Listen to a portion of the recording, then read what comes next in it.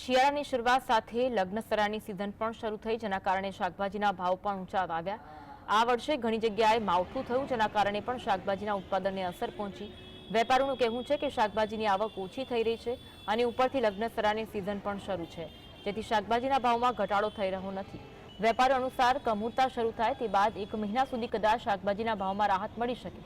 હાલ કોબીજ, વટાણા, ફ્લાવર સહિતના શાકભાજી 100 રૂપિયાથી 120 રૂપિયા પ્રતિ કિલોએ મળી રહ્યા છે, જ્યારે રીંગણ 80, બટાકા 50 થી 60 રૂપિયા અને ટામેટા 60 રૂપિયા પ્રતિ કિલોએ મળી રહ્યા છે।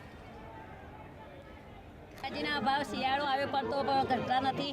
ગરીબ લોકો તો બિચારા ભૂખ્યા ઘરમાં બેસી રહેશે। જે રૂપિયાવાળા હોય એ મોંઘી શાકભાજી લાવીને જમશે, ગરીબો શું ખાય? ગરીબના છોકરા ભૂખ્યા રહેશે। શાકભાજીના ભાવ તો ઘણા ઊંચા જઈ રહ્યા છે। શિયાળો હોવા છતાં પણ શાકભાજીના ભાવ નીચે આવતા નથી।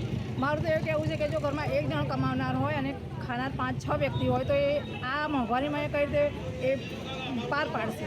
શાકભાજીના ભાવ વધી જ રહ્યા છે દિવસે દિવસે, પણ અત્યારે શિયાળો ચાલે છે તો સસ્તું થાય તો સારું, તો ભાવ તો બહુ વધી રહ્યા છે એટલે અમારે ખાવાનું શું?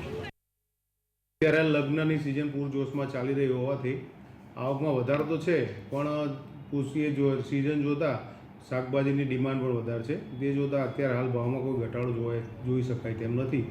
14 તારીખ પછી કમૂરતા બેસતા અઠવાડિયાની અંદર ભાવમાં ઘટાડો જોઈ શકાશે।